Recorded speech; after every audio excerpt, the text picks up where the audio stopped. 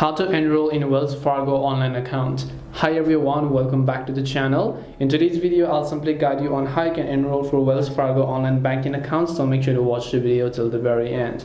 So if you want to enroll for Wells Fargo online banking account, you're going to be able to see this type of interface over here. First, you need to just go to wellsfargo.com, or you can also use the Wells Fargo mobile app if you want to enroll for mobile banking. Then you want to tap the sign on option that you can see from the top right, and then here you'll find this option called continue to sign on. Just tap on it again. Once you tap on the option over here you'll be able to see if you are already enrolled. You can just enter the username and password and enroll it. But if you've not yet enrolled, then what you can basically do is just tap the three lines option over here, and then you'll be able to find this option known as enroll, as you can find it here. Once you tap the enroll option, you'll be taken to the next page where you can simply enter your social security number as well as a date of birth. If you don't have this number, you can just enter your date of birth or loan or account number only.